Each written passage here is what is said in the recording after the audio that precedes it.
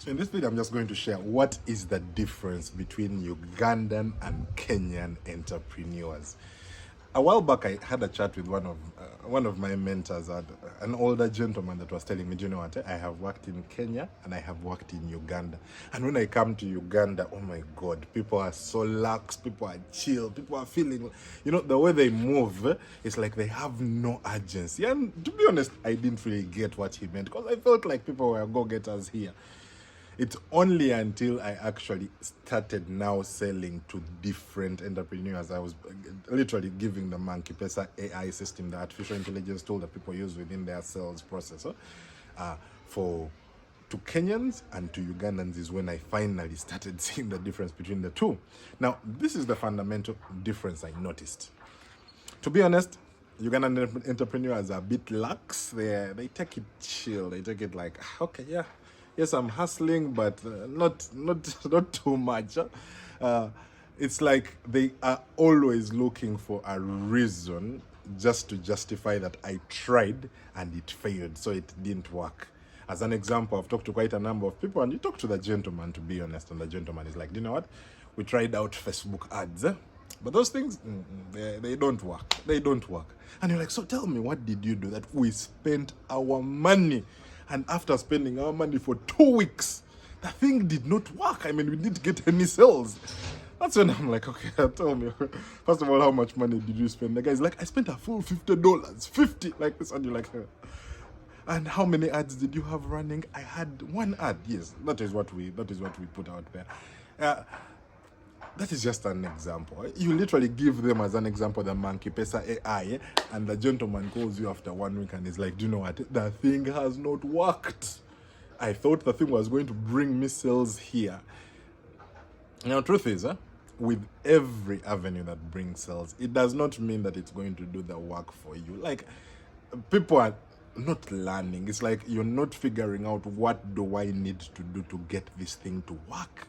It's only until I ask people that, do you know what? Okay, so you've told me running ads doesn't work for you, artificial intelligence doesn't work for you, your sales reps are not doing a good job. So what alternatives do you have? That is when they begin to say, hey, first wait, come to think of it. Oh, yes, that means I'm supposed to have figured out how to make this thing work. But right from the way they are inbuilt, it's like they're just looking for, let me try just to justify that it doesn't work.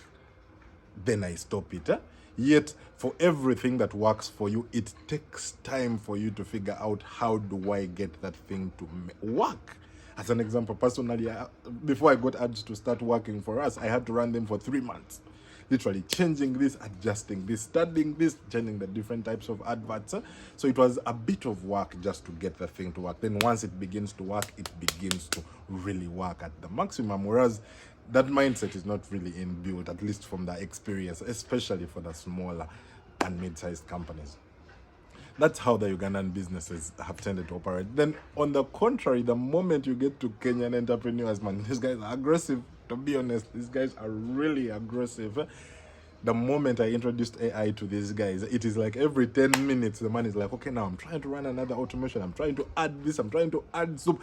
How do I adjust this? How do I put my lingo? So the moment I introduced AI to individuals in Kenya, they wanted to change this. He's playing around the system. He's in your inbox. He's always trying to see, man, how do I get this thing to work?